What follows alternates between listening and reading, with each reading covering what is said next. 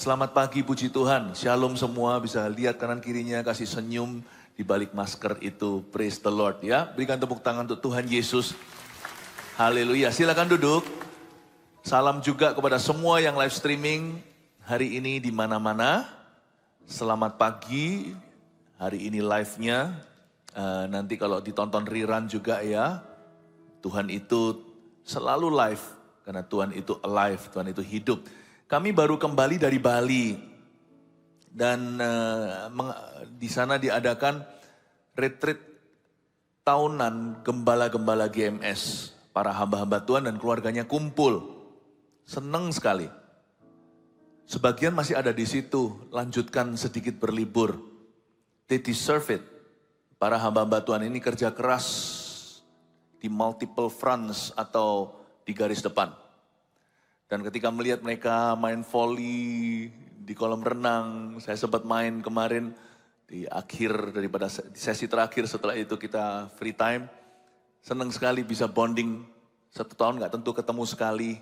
Kita tersebar dari Sabang sampai Merauke, sampai ke luar negeri. Dan Tuhan bekerja dengan luar biasa. Hari ini gereja kita berkembang di mana-mana. Doakan kami terus ya, untuk menjalankan visi itu. Perlu dedikasi yang lengkap. Harus bisa menginjil, harus bisa memuridkan, harus bisa mengajar. Tapi bukan hanya itu, kami harus hidup sungguh-sungguh.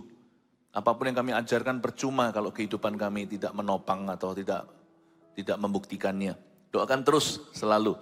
Dan hari ini juga dengan senang saya mengumumkan bahwa album Simply Worship ini sudah ada, baik di media maupun fisiknya juga sudah ada, Anda bisa cek di Pustaka Raja Wali. Saya percaya lagu-lagu yang kita nyanyikan termasuk tadi ini adalah lagu-lagu di album ini yang akan jadi berkat bagi banyak orang. Kalau nggak keberatan, saya ajak kita sama-sama berdoa sekali lagi untuk album ini, kita ulurkan tangan ke depan seperti ini. Tuhan Yesus, kami luncurkan dari hadirat-Mu untuk membawa orang ke hadirat-Mu. Hamba berdoa Simply Worship ini ya Tuhan Yesus menjadi sebuah album dengan lagu-lagu yang menjamah hati dan mengubah hidup. Hamba percaya ya Tuhan, dari sini ya Tuhan, dari gereja kami akan selalu keluar nyanyian-nyanyian baru yang keluar dari hati-Mu. Biarkan ini menjamah seluruh dunia dan ya Tuhan Yesus menjamah setiap orang-orang yang mendengar dan menyanyikannya. Di dalam nama Yesus kami berdoa, amin, puji Tuhan. Seharian ini saya mau ajarkan tentang dreams and visions, apa yang menjadi tema kita tahun ini. Bukan kebetulan, itu hasil doa. Sebagai gembala sidang, saya memikirkan tiap tahun itu apa. Bukan kehendakku atau kehendak kita yang jadi, tapi kehendak Tuhan. Dreams and visions dan ibadah yang pertama menjadi fondasi ibadah selanjutnya. Apa yang saya sampaikan di kebaktian ini adalah basic atau dasar standarnya. Makanya itu nanti kebaktian setelahnya, setiap ibadah nggak sama, Anda bisa dengarkan. Kalau bisa semua, pasti ini berguna dalam kehidupan kita, untuk keluarga, pekerjaan kita. Nggak ada firman Tuhan itu yang sia-sia. Dan pagi ini penting sekali, pagi inilah fondasi fundamentalnya. Saya berikan judul Era Roh Kudus, Nubuatan, Mimpi dan Penglihatan. Buka bersama dengan saya di Yoel pasal yang ke-2, ayat 28 sampai 32. Saya bacakan dulu, judulnya Hari Tuhan.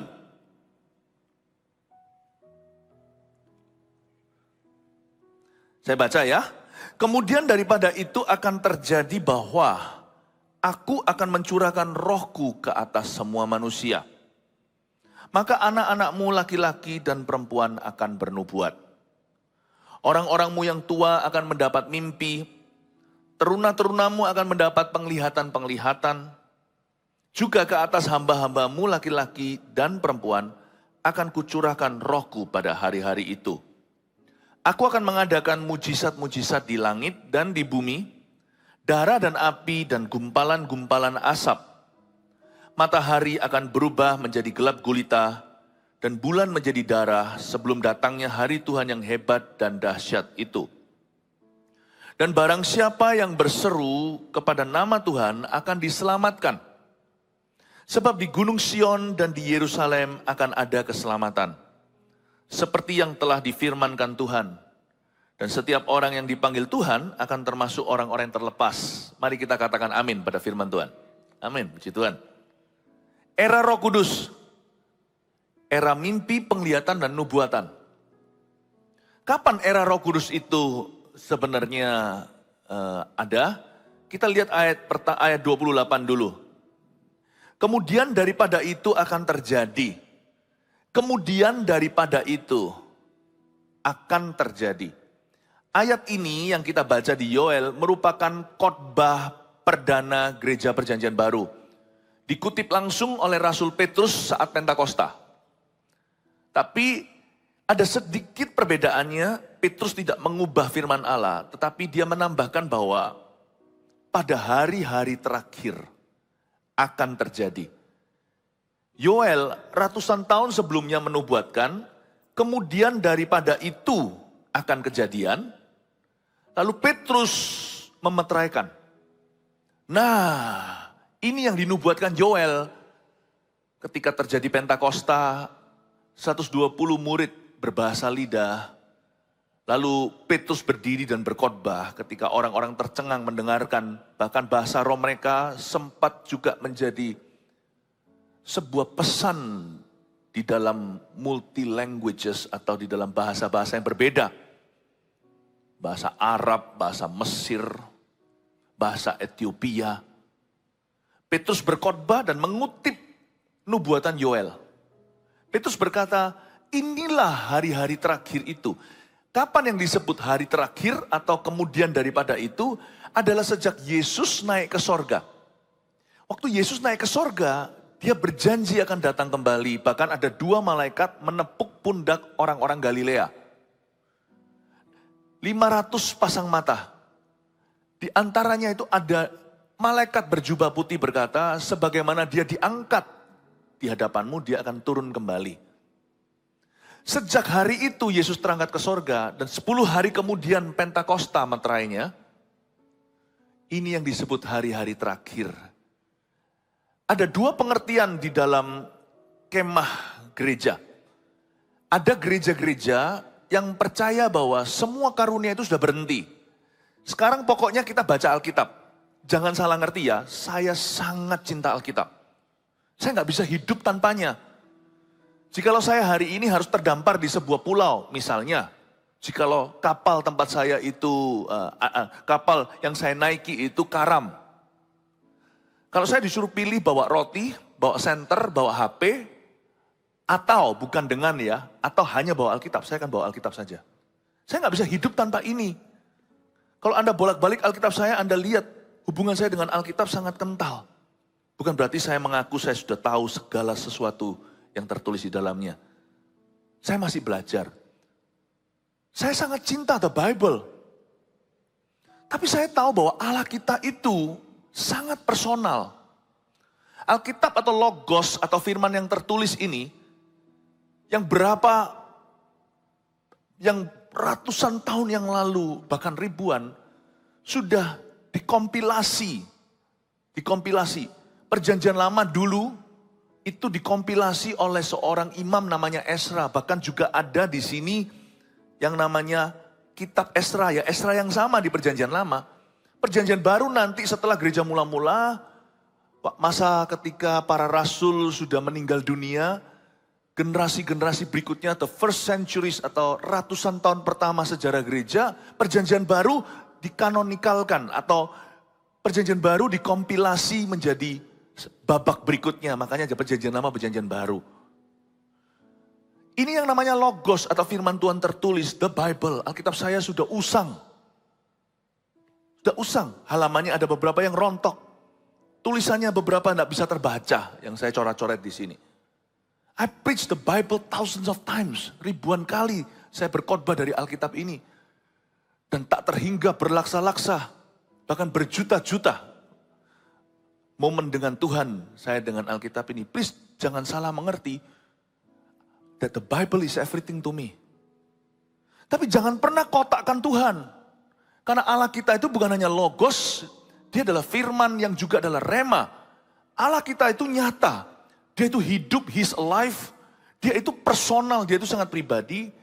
And he would like to communicate with his children too, directly. Tuhan itu punya DM, direct message. Dan Tuhan ingin bicara langsung kepada putra-putri dan kepada gerejanya, kepada anak-anaknya. Namun demikian, tak peduli bagaimana Tuhan berbicara langsung kepadamu, jikalau Anda melihat bahkan Yesus nampak di depan Anda dengan kasat mata, Anda tidak bisa mengubah Alkitab. Itu aja bedanya. Dan pengalamanmu tidak bisa menjadi otoritas umat percaya di seluruh dunia. Hanya karena, oh Tuhan ngomong sama saya gini, berarti seluruh dunia harus menerima itu sebagai Alkitab yang baru. Gak bisa. Kita gak bisa mengubah Alkitab, kita gak bisa menulis Alkitab lagi. Alkitab itu sudah selesai sampai kitab Wahyu dari Kejadian. Jangan ditambah, jangan dikurangi. Bahkan di kitab Wahyu pun dikatakan, ya dikatakan begini, barang siapa mengurangi apapun yang dikatakan dalam firman, Tuhan akan mengurangi jatahnya dari pohon kehidupan. Barang siapa menambah-nambahi, akan datang hukuman. Paulus pun berkata begini dalam suratnya, bahkan jikalau seorang malaikat menampakkan diri dan menulis Injil yang lain kepadamu, terkutuklah orang itu, terkutuklah malaikat itu. Pengalamanmu, pengalamanku, mimpi penglihatan kek atau nubuatan, tidak bisa menjadi authority. Tidak bisa menggantikan otoritas firman. Tapi banyak orang Kristen tidak lagi percaya mimpi penglihatan. Orang-orang yang evangelicals, kita juga sebenarnya sih, yang merasa sudah cease atau sudah cessation theory atau teori berhenti. Artinya Tuhan sudah gak bicara directly, gak ada DM lagi dari Tuhan. Gak ada. Bahkan kalau kita baca Alkitab pun kalau Tuhan gak DM, kita gak akan bisa bertumbuh kok.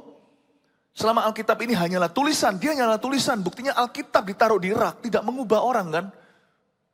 Kecuali kalau waktu kita membacanya, dengan sungguh hati dan mencari kebenaran, Roh Kudus tiba, nah sesuatu terjadi.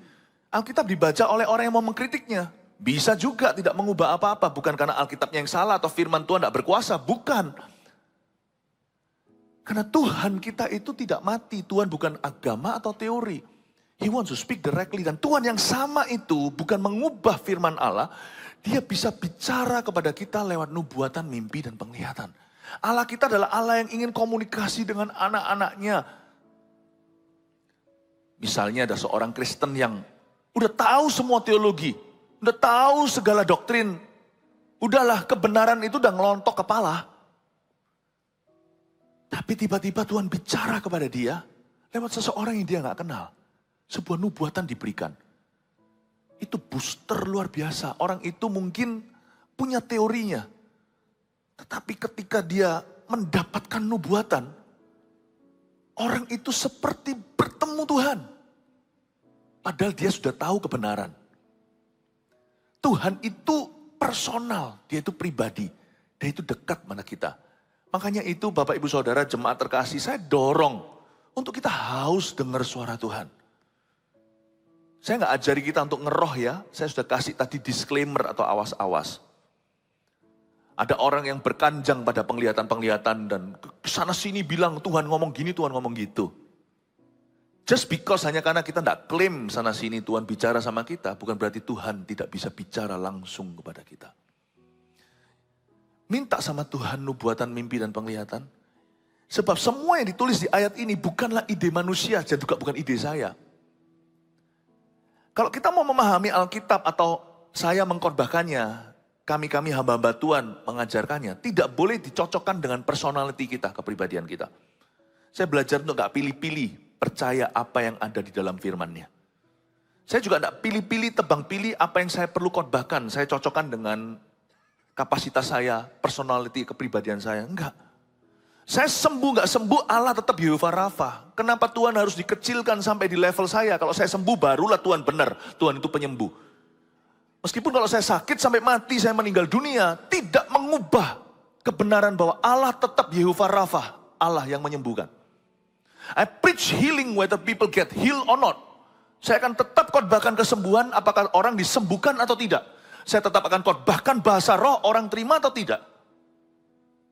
Kecuali saya mau gunting itu di halaman Alkitabku dan sisa tipis tanpa mujizat. Era Roh Kudus itu sekarang, sejak Yesus naik ke sorga, Roh Kudus dicurahkan. Dan era ini diisi dengan mimpi, penglihatan, nubuatan. Bahkan ayat 30 saya baca lagi. Aku akan mengadakan mujizat-mujizat di langit dan di bumi. Darah dan api dan gumpalan-gumpalan asap. Alias ayat 30 itu Tuhan berkata, aku akan memberikan tanda-tanda heran. Ini bukan ide kita loh. Ini juga bukan denominasi, ini gereja karismatik, ini gereja Injili. Bukan, ini Alkitab. Ini idenya Tuhan. Tuhan yang bilang Tuhan akan adakan mujizat. Kapan timingnya? Orang berkata itu akhir zaman nanti. Timingnya itu ditulis di ayat 28. Kalau kita baca notarisan harus jelas. Kemudian daripada itu. Kalau zaman Yoel setelah pengalaman-pengalaman bangsa Israel mengalami tulah-tulah, mengalami hama. Petrus berkata, nah waktunya telah tiba sekarang setelah Pentakosta pada hari-hari terakhir. Berarti Tuhan akan mengadakan mujizat itu kapan? Dalam kurun waktu Yesus naik dan sebelum Yesus turun. Kita terjepit di waktu itu. Inilah waktu mujizat. Paham Bapak Ibu Saudara? Kita itu berada di kairos atau waktu yang Tuhan katakan ini. Kita itu berada di dalam timeline ini.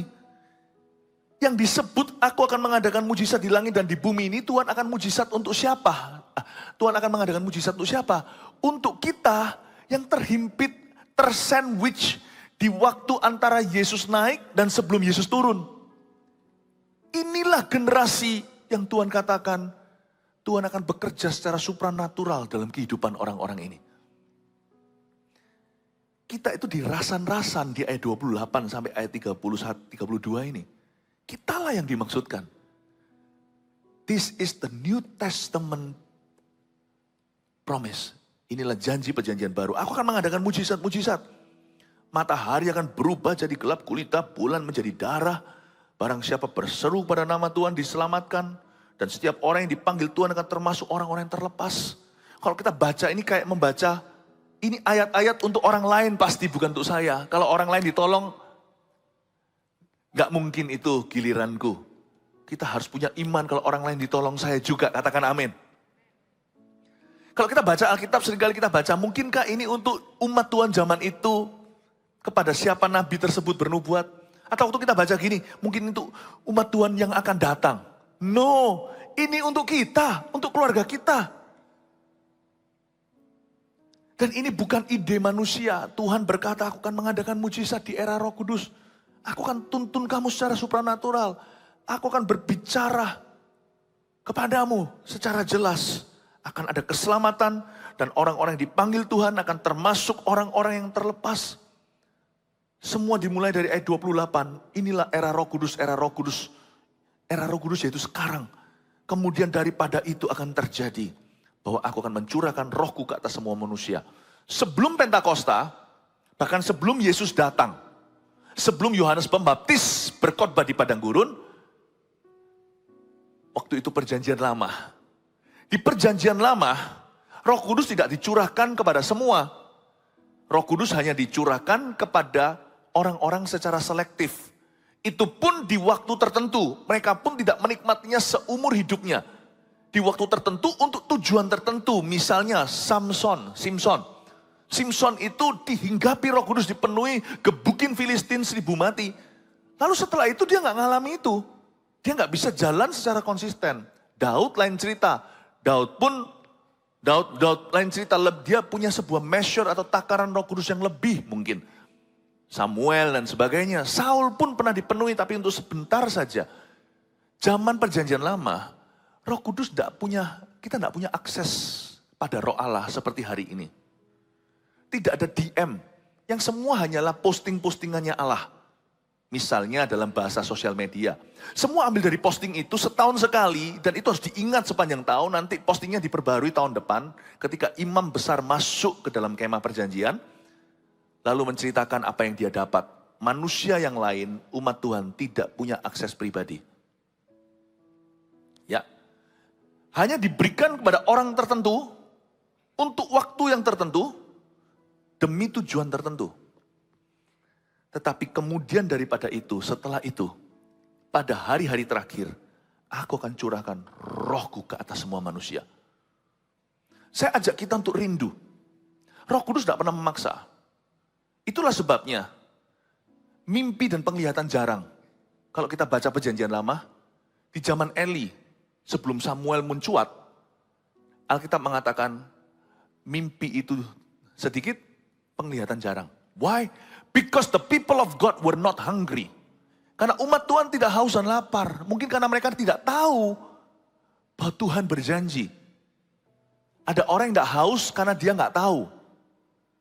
Karena dia nggak tahu, oh ternyata ada toh. Ternyata Allah bisa berbicara. Ya. Saya tidak mengatakan ini supaya menggantikan selera kita pada firman Allah. Tidak. Kita harus tahu dulu ya, mendengar khotbah, duduk di bawah sebuah pengajaran. Dengan hikmat-hikmat yang disucikan dan kuduskan kita mendengar firman Tuhan itu menumbuhkan. Tapi sorga itu punya momen-momen khusus yang disebut nubuatan, mimpi dan penglihatan itu masuk dalam covenant, masuk dalam perjanjian baru Tuhan dengan umatnya. Kalau kita nggak tahu, kita nggak klaim itu. Kayak asuransi kita nggak mengklaimnya. Karena kita nggak tahu itu ada. Tapi ada juga orang-orang yang nggak haus karena sekalipun tahu, mereka acuh tak acuh. Di zaman Eli, penglihatan dan mimpi itu jarang. Karena umat Tuhan tidak mengharapkan. Terus terang saya beritahu, tiap hari yang saya cari adalah firman. Tapi hati saya itu terbuka sama Roh Kudus. Ku ingin mendengar suaramu, Tuhanku. Ku sadar diciptakan untuk rencanamu yang mulia. Lagu lama sih, gak terkenal lagi. Ku serahkan hidupku padamu Yesus Rajaku. Dan ku perhatikan kehendakmu atasku. Ku mau turut selalu dalam rencanamu Tuhan. Sampai bumi penuh kemuliaanmu. Dimulai dengan kata ku ingin mendengar suaramu. Tiap hari saya menanti-nanti. Padahal kalau saya baca Alkitab cepat 1-2 pasal. Tapi saya dalam hadirat Tuhan tiap hari. Saya menanti-nanti, 1 jam minimal dalam hadirat Tuhan saya nunggu. Hidup saya itu kayak gitu. Padahal kalau otak saya berkata, rush aja cepat baca Alkitab, saya bisa artikan kok. Sudah mahir nih ceritanya. Apalagi sekarang ada konkordansi, ada komentari, ada Alkitab versi ini, versi itu, gampang. No, I want to tap into the supernatural. Karena saya tahu my God is supernatural. God is spirit. Allah itu roh. Karena sangat mudah kita menjadi agama. Sekali lagi saya peringati dengan disclaimer-nya. Saya tidak menciptakan atau mendorong sebuah umat untuk jadi ngeroh. Tidak. Tapi saya juga tidak mau kita itu sliding atau kita itu erosi menjadi satu umat agamawi. Semuanya itu liturgi. Do you know that our God is supernatural? Ini idenya, aku akan mengadakan mujizat dalam hidupmu, tanda-tanda heran. Di waktu itu kemudian daripada itu pada hari-hari terakhir. Karena kita mulai jarang mendengarkan suara Allah, suara roh Allah. Meskipun kita mengklaim kita dengar firman, kita baca firman Allah. Lama-lama hati kita akan kering. Sedangkan roh kita itu harus selalu basah. Lihat ya, mulai miskin tuntunan. Semua itu hanyalah perencanaan kita. What we think is good with God. Apa yang kita kira itu baik di mata Tuhan. Saya minta tuntunan. Anggap saya terlalu rohani, gak apa-apa. Karena saya tahu kelemahan saya. Manusia itu cenderung untuk merasa pintar. Saya berlutut tiap hari. Bukan meditasi seperti orang kosongkan diri. Tapi saya sangkali apa yang saya tahu dan pelajari. Saya duduk diam tiap hari dan berkata, Lord, speak to me. Bicara kepadaku. Di situ keluar the power of ministry. Di situ keluar. Tuhan mulai berbicara sesuatu. Suatu hari saya masih ingat waktu itu di Singapura. Waktu keluarga lagi berlibur. Tahun 2009, 10-an. Ketika Roh Kudus taruh di hati saya. Ini gak ada di dalam Alkitab. Sebuah nudge atau sebuah dorongan untuk jangan ikut. Siang itu saya beritahu sama keluarga saya. Go, you go. Gak apa-apa. Saya gak biasanya gitu. Kecuali kalau tiap hari kayak gitu. Nah itu jadi patron. Enggak, tapi saya rasakan ketika mereka pergi. Tuhan buat saya seperti terlelap, tertidur, membuat saya seperti jadi capek gitu. Padahal saya nggak capek mestinya, sehat-sehat aja. Terus saya pas lagi mau tertidur gitu, saya ngalami sesuatu.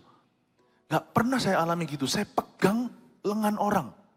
Di bagian sininya loh, apa namanya ini? Urat nadi. Saya pegang itu kaget saya.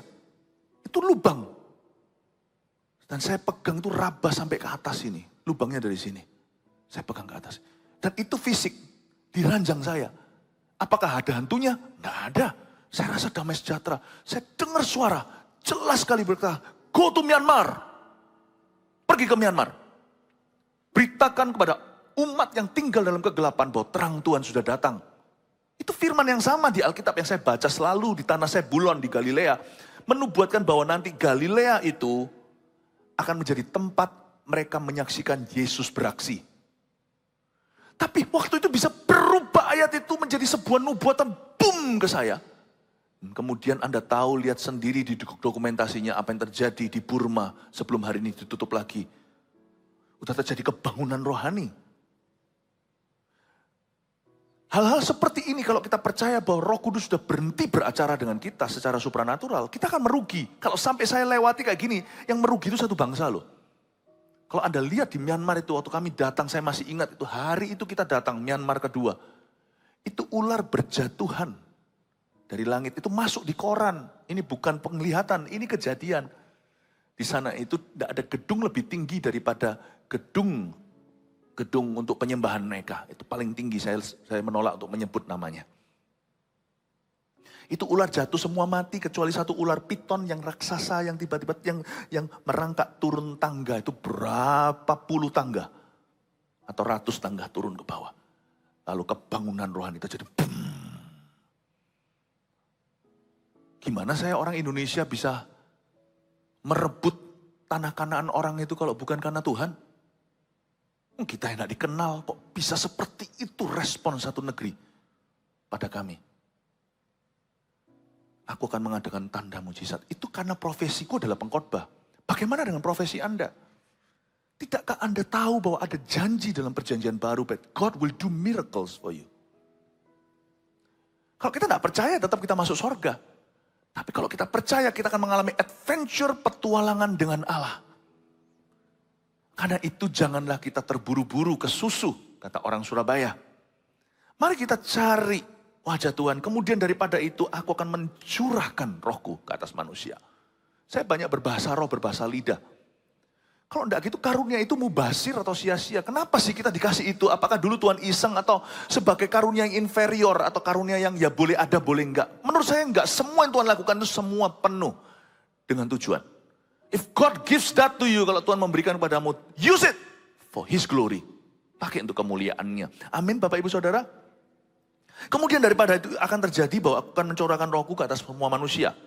Maka baca ini ya, anak-anakmu laki-laki dan perempuan akan bernubuat. Garis bawahi kata bernubuat.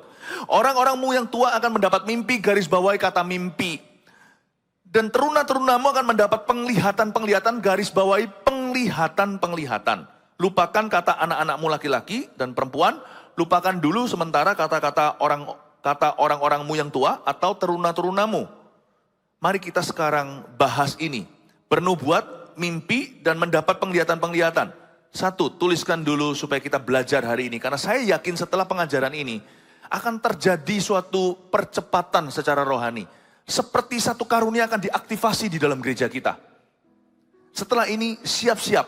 Setelah saya lay down the foundation, setelah saya letakkan fondasinya, banyak di antara Anda akan mendapat nubuatan, mimpi, dan penglihatan. Kasih tepuk tangan untuk Tuhan Yesus. Tulis dulu nubuatan adalah, saya kasih definisi sehari-hari ya, ini bahasa saya, semoga bisa dimengerti. Nubuatan adalah bisikan Roh Kudus dan prediksi masa depan. Kita bisa berkata, I don't need that, I have the Bible, I know. I have the Bible too. Dan hubungan saya dengan Alkitab ini, seperti saya katakan tadi, mending kalau kapal karam, saya bawa ini. So kalau saya bawa ini, 5 roti 2 ikan, memberi makan 5.000 orang masih terjadi. Tapi kalau saya bawa makanan, setelah dimakan, turun ke jamban. Manusia hidup bukan dari roti, tapi dari firman. Hubungan saya dengan ini secure, aman. Tapi saya percaya Roh Kudus akan bisikan sesuatu dalam kehidupan saya. Hal-hal bahkan yang mungkin tidak semua ditulis di dalam Alkitab. Bukan kebenaran yang baru. Tapi peneguhan-peneguhan dari Tuhan. Saya mau menerima bisikan-bisikan Roh Kudus di dalam rumah tangga saya. Dalam pekerjaan saya. Dalam profesi saya dan masa depan. After all, kalau bukan karena Roh Kudus menuntun secara profetik. Saya nggak ada di sini hari ini. Mana gua tahu. Kalau jadi hamba Tuhan itu ternyata begini. Tapi tahu nggak, apa yang saya alami puluhan tahun kemudian saat Tuhan memanggil saya sebagai mahasiswa. Waktu masuk ke sekolah teologi, beberapa ini sudah saya dapatkan dalam mimpi, beberapa sudah dibisikin. Saya bersaksi kepada Anda bahwa Roh Kudus itu adalah roh yang akan menyatakan kepadamu perkara-perkara hari esok. Yesus sendiri berkata, dan dia, He will tell you of the future. Kita tidak bisa tahu all future, seluruh masa depan kita, but He's gonna give you hints. Dia akan memberikan kepadamu bocoran-bocoran. Sehingga sekarang waktu kita lalui, saya bersaksi, ada hal-hal tertentu yang terasa seperti déjà vu dalam bahasa Prancisnya. Serasa seperti ini pernah terjadi. Seperti lagu Chinese, China Li, Cian Kuoni, Cai Mengli. Di mana ya aku pernah lihat kamu? Di mimpiku. Di mana aku pernah lihat kejadian ini 20 tahun kemudian? 20 years ago, God gave me a dream. 20 tahun yang lalu Tuhan memberiku sebuah mimpi. Roh Kudus masih bisik-bisik loh, tapi bukan gosip. Dia bisik-bisik memberitahu kepadamu sesuatu. Dan itu terjadi bukan karena kita hebat, itu terjadi karena kita dekat. Kalau kita mendekatkan diri, we will know something. Ingat Yohanes? Yohanes itu dari 12 rasul, jangan hitung Yudas, itu akan mengkhianati. Yohanes itu menyenderkan telinganya ke dada Tuhan. Coba Anda baca. Dalam bahasa Inggrisnya, he was leaning against Jesus' chest. Dia itu bersandar begini, kok bisa dari 12 murid Yesus yang tahu nanti siapa mengkhianati dia? Cuman Yohanes doang. When you're close, you know something, others don't. Waktu kita mendekat, tapi mendekat dengan hati yang percaya bahwa Tuhan bisa bicara, Tuhan akan mewahyukan sesuatu yang orang lain sebayamu tidak tahu. Tuhan akan berbicara. Profesi atau nubuatan itu satu, itu artinya Tuhan berbicara, memberikan sebuah pewahyuan spontan. Yang pasti tidak boleh melawan apa yang tertulis dalam firman. Tuhan memberikan pewahyuan spontan bahwa istri orang itu akan menjadi milikmu. Nah itu setan. Karena Tuhan berkata, jangan berzina. Sifat daripada nubuatan itu adalah revelation. Pewahyuan. Pewahyuan. Tapi pewahyuan ini tidak sama dengan pewahyuan yang menjadikan Alkitab. Pewahyuan ini pewahyuan pribadi atau untuk sekelompok orang, sebuah tuntunan khusus dari Yesus ketika Roh Kudus dicurahkan, engkau mendapat nubuatan. Ya. Nubuatan itu nggak selalu prediksi akan masa depan. Pertama-tama nubuatan itu, ya, Anda tahu kata ini fortune teller alias peramal. Ya, ini pagi-pagi saya cekoi pelajaran yang cukup berat, nggak apa-apa ya. Karena saya merasa gereja ini bukan lagi gereja baby. Saya harus ajarkan perkara-perkara yang lebih berat, perkara-perkara yang lebih dalam. Ya, fortune teller itu peramal meniru Roh Kudus, tapi sumbernya salah. Dan buahnya juga salah. Apa yang dari Tuhan akan mendekatkan kita pada Tuhan dan memuliakan Tuhan. Tapi kasihan banyak anak-anak Tuhan, gereja ini tidak cari ini lagi dan menganggap bahwa ini sudah nggak terjadi, ini sudah cease atau sudah berhenti.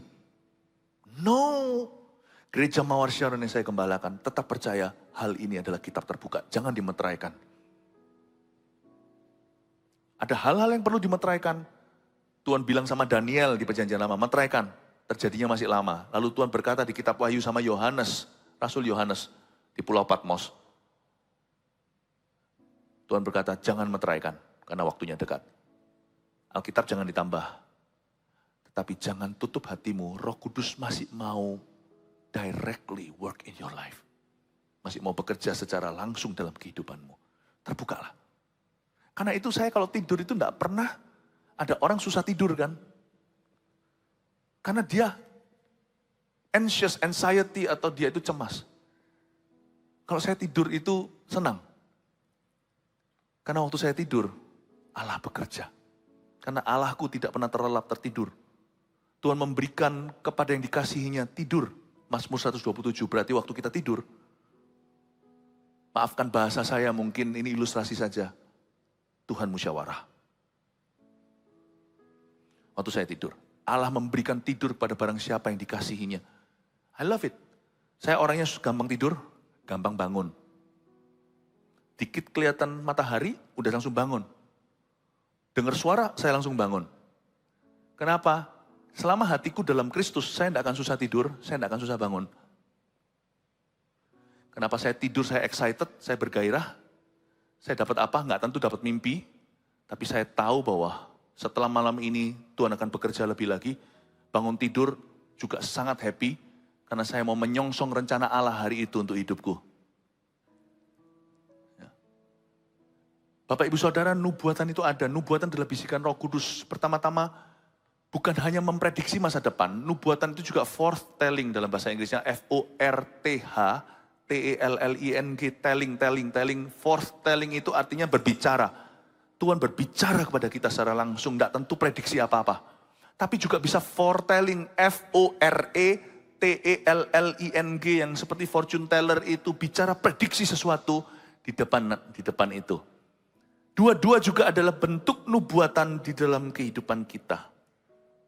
Amin Bapak Ibu Saudara. Tuhan itu bisa berbicara seperti itu dalam kehidupan kita. Kedua, setelah nubuatan ada yang namanya mimpi. Coba katakan mimpi. Oke, sekarang saya kasih definisinya. Mimpi dari Tuhan adalah pesan bergambar dari Roh Kudus. Itu dia. Mimpi dari Tuhan. Mimpi yang dari Tuhan tidak akan melanggar firman. Mimpi yang dari Tuhan itu pasti ada signifikan rohaninya. Jadi waktu kita bangun itu kita tidak mereka-reka. Apa yang dari Tuhan tidak akan membingungkan. Tetapi kalau kita diberikan sebuah mimpi oleh Tuhan,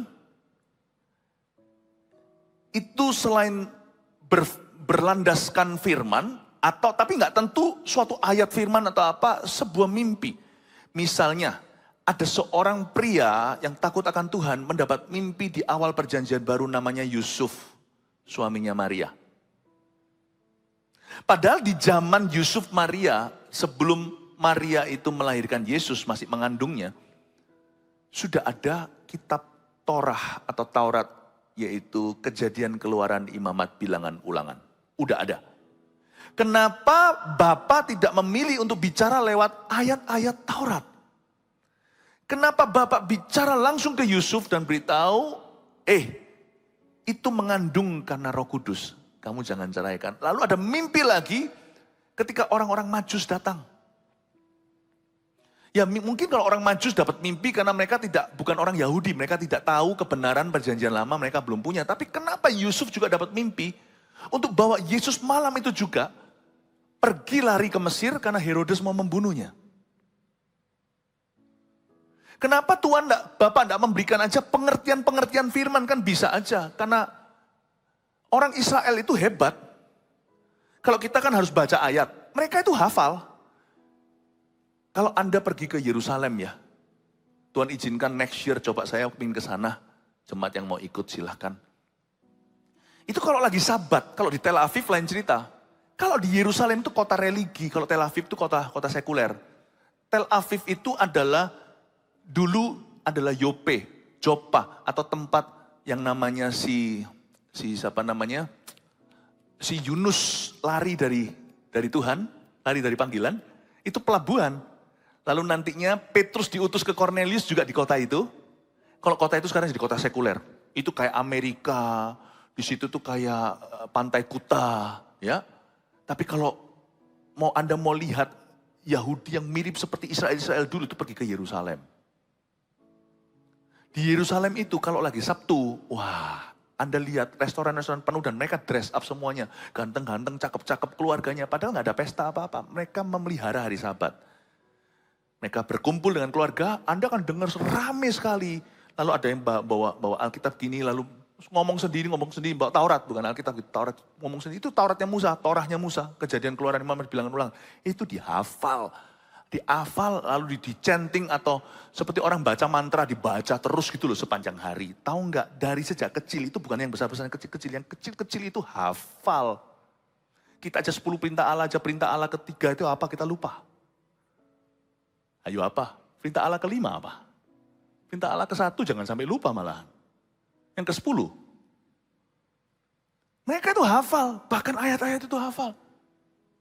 Harusnya yang namanya Yusufnya Maria ini, keturunan Yehuda, itu keturunan Raja Daud. Apalagi itu lebih strict lagi.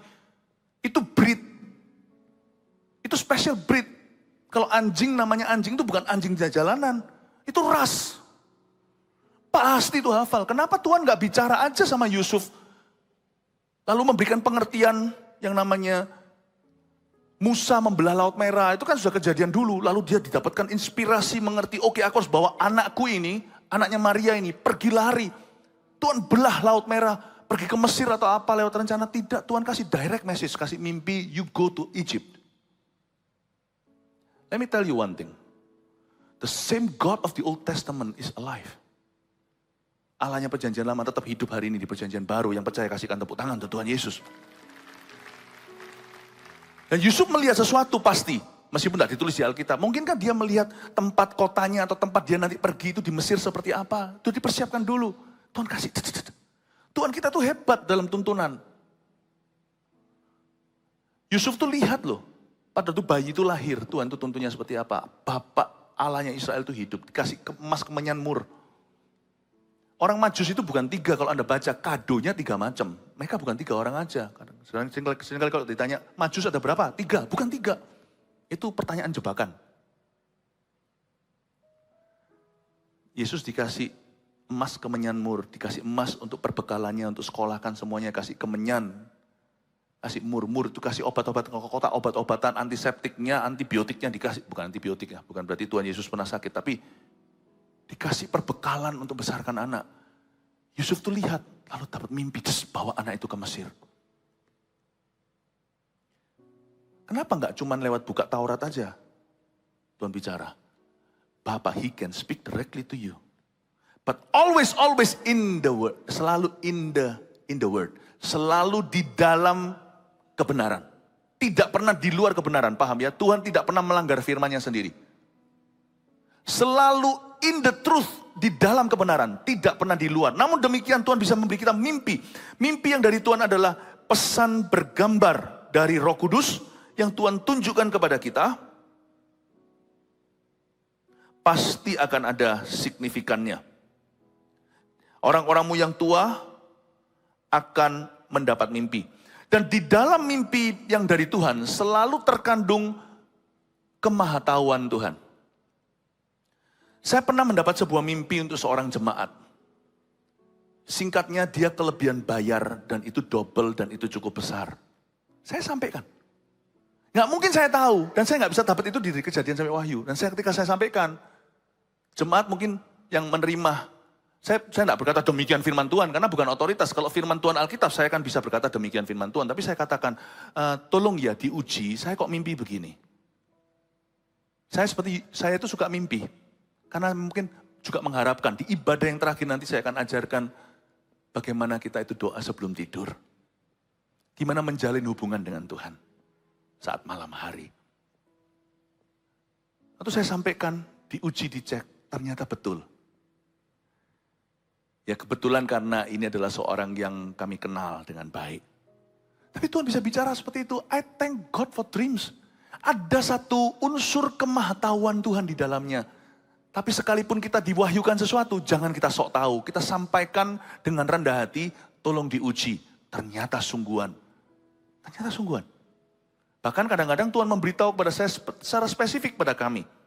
Dalam kasus seperti itu, kadang-kadang nominalnya diberitahukan. Hal ini tidak saya alami waktu awal-awal 5 tahun pertama kenal Yesus, bahkan 10 tahun. Tapi makin kita dekat sama Tuhan, makin ingin mendengar suaranya, kita akan semakin peka, Bapak Ibu Saudara. Hati-hati ya, saya kasih tambah beberapa hal yang saya hati-hati dengan mimpi orang mati.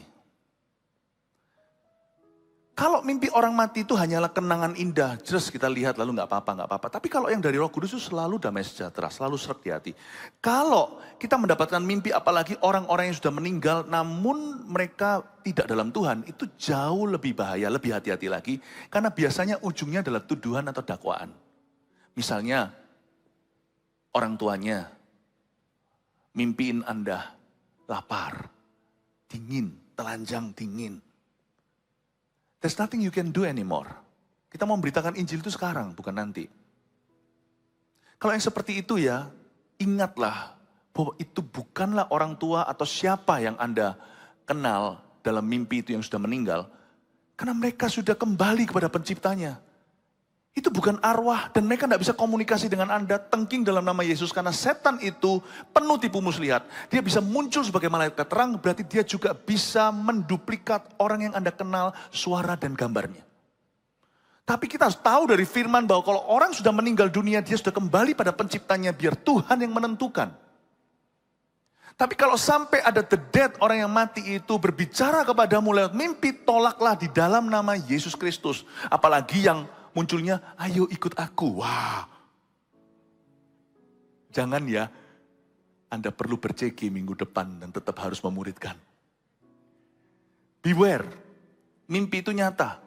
Kenapa kadang-kadang Tuhan bicara lewat mimpi? Karena kita tidak berdaya untuk melawannya.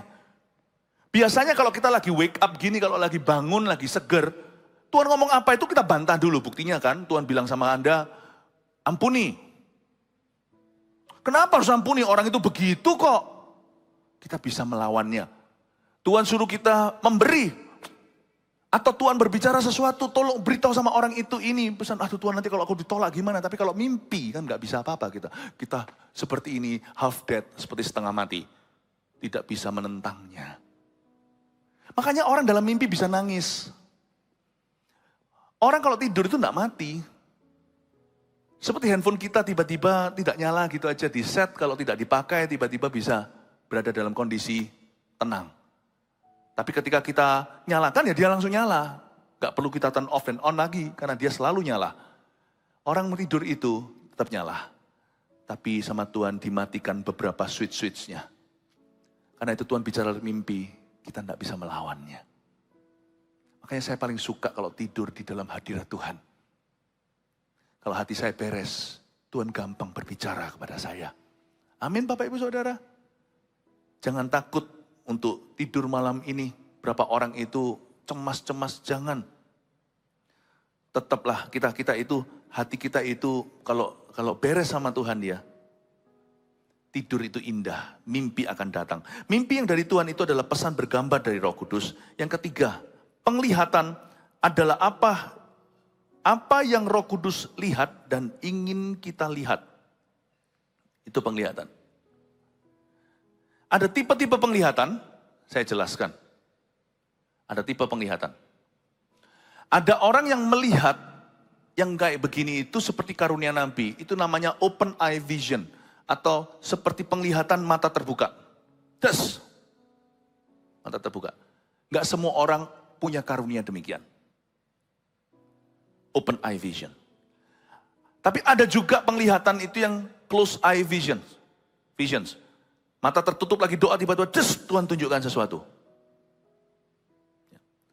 Tapi ada juga yang namanya orang antara tidur dengan tidak tiba-tiba seperti melihat sesuatu atau sebuah impresi saja. Ada tipe-tipe penglihatan. Tidak semua masuk ke kategori penglihatan. Kalau ada orang berkata aku punya impresi gitu, itu bukan penglihatan. Tapi seperti melihat sesuatu, rohmu dibuat peka. Apapun yang Anda rasakan, itu inspirasi yang Anda terima, doakan dulu. Amin? Doakan dulu. Kadang-kadang kita punya firasat, itulah bahasa dunia. Firasat-firasat itu. Dan kalau Roh Kudus itu tinggal di dalam kita, Tuhan akan memberi kita firasat-firasat. Saya tidak banyak secara pribadi mengalami open eye vision. Tapi saya pernah mengalami yang seperti itu. Dan itu menyelamatkan banyak orang. Bahkan pernah juga menyelamatkan saya. Singkat cerita, suatu kesaksian sederhana. Ada seseorang yang akan berbuat jahat kepada kami. Saya masih ingat 3 hari sebelumnya. Saya lihat wajah orang itu waktu saya sedang berdoa. Dan puji Tuhan, kami tidak jatuh ke dalam jebakan. Bapak, Ibu, Saudara, God can speak directly to you. Kalau Roh Kudus itu hadir dan dicurahkan, Tuhan itu bisa memberi kita mimpi dan penglihatan. Kita review 1, 2, 3, nanti di kebaktian berikutnya, saya baru jelaskan panjang lebar secara detail, penglihatan itu apa. Termasuk Tuhan memberikan sebuah mimpi kepada Firaun untuk bisa mengantisipasi keadaan dunia dan apa peran kita waktu Tuhan berbicara. Lain wahyu, lain hikmat. Orang kalau cuma terima pewahyuan, gak punya hikmat di jalanan, apa yang dia terima akan percuma sia-sia. Nanti saya ajari sepanjang hari ini. Kenapa saya memilih topik yang sulit ini? Karena saya merasakan dalam hati saya, Tuhan akan menuntun gereja Mawar Sharon tercinta dan keluarga Saat Teduh juga yang menyaksikan ini lewat nubuatan, mimpi dan penglihatan. Tapi saya sebagai gembala harus kasih frameworknya untuk nuntun Anda jalannya. Jangan sampai salah jalan, tapi supaya Anda dituntun dari kepekaan kepada kepekaan, kemenangan pada kemenangan. Kasih tepuk tangan untuk Tuhan Yesus. Haleluya. Anda lihat ini ya, review lagi. 1, nubuatan adalah bisikan Roh Kudus dan prediksi masa depan. 2, mimpi dari Tuhan adalah pesan bergambar dari Roh Kudus. Dan saya percaya setelah ini Tuhan akan berikan banyak mimpi kepada jemaat. 3, penglihatan adalah apa yang Roh Kudus lihat dan ingin kita lihat. Jangan remehkan firasat. Minimal embrio penglihatan itu adalah sebuah firasat, sebuah insting yang dari Tuhan. Bapak, Ibu, Saudara, tidak semua kita adalah nabi. Tapi setiap kita bisa mendengar suara Tuhan karena domba-domba Kristus akan mendengarkan suara gembalanya. Saya berdoa Tuhan akan direct message lebih banyak lagi kepada umat Tuhan di tempat ini. Karena dalam bisnis Anda perlu tuntunan. Cara mendidik anak Anda perlu tuntunan. Kita perlu tuntunan. Dan dalam kehidupan Anda, kehidupan kita semua, kita perlu tuntunan Roh Kudus. Berikan tepuk tangan untuk Tuhan Yesus. Haleluya. Mari kita semua bangkit berdiri. Kita nyanyikan lagu Mimpi dan Penglihatan ini dari awal, dari liriknya. Silakan WL. Praise the Lord. Pertolongan darimu Tuhan, Kau setia dan tak meninggalkan. Erat ku pegang seluruh firman dan janjimu, Yesus. Kau bekerja mendatangkan kebaikan. Dengan iman ku nyatakan sekarang. Dan langit pun takkan jadi batas bagi yang berharap padamu.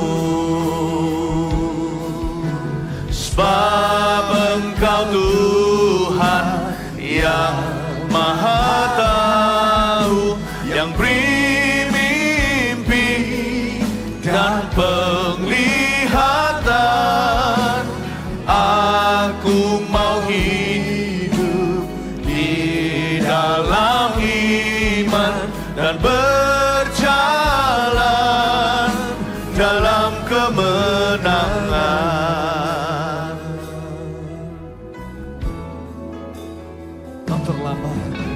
Tak terlambat pertolongan darimu Tuhan. Kau setia dan tak meninggalkan. Erat ku pegang seluruh firman dan janjimu, Yesus. Kau bekerja mendatangkan kebaikan. Dengan iman ku nyatakan sekarang. Dan langit pun takkan jadi batas bagi yang berharap padamu. Sebab Engkau Tuhan, sebab Engkau Tuhan yang Maha Tahu, yang beri mimpi dan penglihatan. Aku mau hidup di dalam iman dan berjalan dalam kemenangan.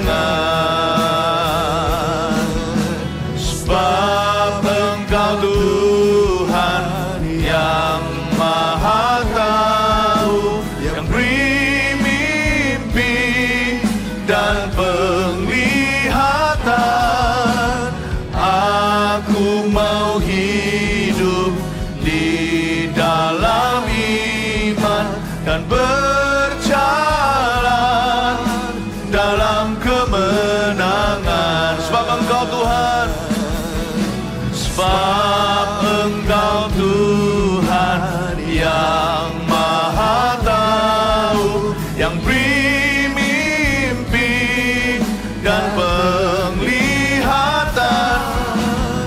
Aku mau hidup di dalam iman dan berjalan. Mari kita minta agar Roh Kudus berbicara kepada kita di hari-hari ke depan. Oh Ramaya Ramaya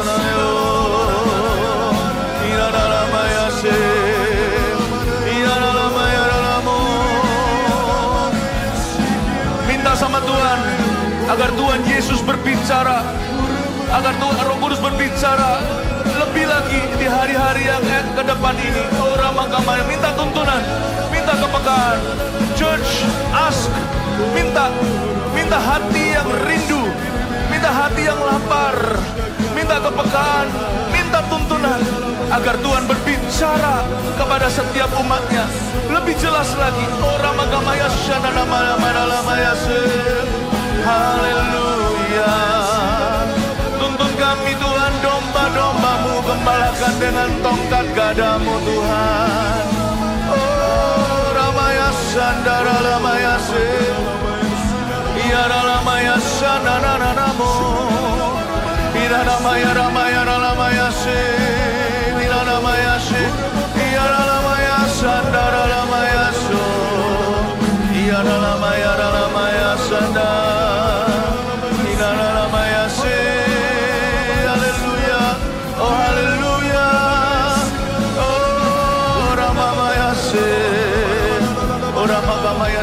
Aku ingin mendengar suaramu lebih lagi. Itu yang kurindu setiap hari. Tuntunlah kami Tuhan, tuntunlah dombamu, tuntunlah jemaatmu Tuhan, ke rumput hijau air tenang, kepada nubuatan mimpi penglihatan yang kau janjikan di era Roh Kudus sekarang. Oh Tuhan, bicara dalam bisnis mereka, bicara di dalam keluarga mereka, dalam pekerjaan profesi mereka, dalam kehidupan sehari-hari. Saat ketemu dengan orang lain ya Tuhan, persiapkan berbicara sebelum, berbicara ketika, berbicara dan tuntun sesudah. Tuhan Yesus, hamba berdoa agar Tuhan menuntun jemaat kami dengan nubuatan mimpi dan penglihatan. Bahkan sel grup kami pun connect group Tuhan, menjadi JG yang profetik dan apostolik. Bukan hanya kau utus, tapi kau tuntun dan arahkan. Hamba berdoa tidak ada orang berjalan dalam pengertiannya, tapi kami menjadi gereja yang spirit filled, yang penuh dengan Roh Kudus, yang dituntun kepada buah-buah roh dan karunia-karunia roh. Hamba berdoa ya Tuhan, lengkapi umatmu, lengkapi this church, Lord, make it complete. Ora magamaya for your glory, ora magamaya shanana manama, ora mara, reveal Lord, nyatakan Tuhan, nyatakan bahkan hal-hal yang masih akan terjadi di depan. Nyatakan kepada umatmu, nyatakan per unit family ketika mereka mesbah keluarga, nyatakan per individu ketika mereka mencari suaramu. Nyatakan Tuhan, reveal to your church, speak oh God. Oh diramara matakaya shanana matakamaya nama, reveal to your church. Diramara matakamaya shanana namaya se. Haleluya, haleluya, uramagamaya se. Haleluya, haleluya. Terima kasih Tuhan, haleluya. Sebab Engkau Tuhan yang Maha Tahu. Sebab Engkau Tuhan yang Maha Tahu, yang beri mimpi dan penglihatan. Aku mau hidup di dalam iman dan berjalan dalam kemenangan, dan berjalan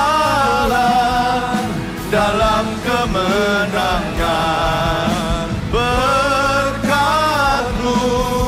tercurah atasku. Berikan sorak-sorai bagi Tuhan. Praise the Lord. Haleluya. Di akhir penyembahan kita, mari kita angkat persembahan kehadirat Tuhan. Bapa di dalam sorga, hamba berdoa supaya persembahan yang kami taburkan dalam ladang-Mu menjadi gereja-gereja baru dan juga menjadi suatu titik temu kami dengan misionaris untuk diutus kemana-mana. Biarkan persembahan ini ya Tuhan, Kau pakai untuk melebarkan kerajaan-Mu lewat gereja Mawar Sharon tercinta. Dalam nama Yesus, haleluya. Mari kita sama-sama mengangkat tangan kita. Saudara diberkati Tuhan ya, amin. Puji Tuhan ya. Tuhan terima kasih untuk jemaat yang datang pagi-pagi untuk belajar sesuatu yang mendalam. Kami hari ini jadikan minggu menjadi minggu mempelajari karunia-karunia Roh Kudus. Bukan hanya bicara tentang karakter terus, tapi sekarang kami diajari, dibentuk oleh Roh Kudus untuk semakin peka oleh tuntunan Allah. Oleh karena itu jemaat tercinta, pulang atau pergilah membawa berkat dari Allah Bapa, Putra, dan Allah Roh Kudus. Kami Mari kita nyanyikan lagu ini bersama-sama. terima Berkat-Mu, tetap kita angkat tangan kita. Kasih setia dari Tuhan Yesus, pengurapan dari Roh Kudus sampai selamanya. Mari kita sama-sama katakan, kami terima. Kami terima berkat-Mu Bapa, kasih setia dari Tuhan Yesus, pengurapan dari Roh Kudus sampai selamanya.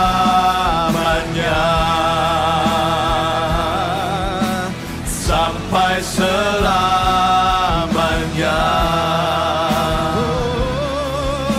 Sampai selamanya. Amin.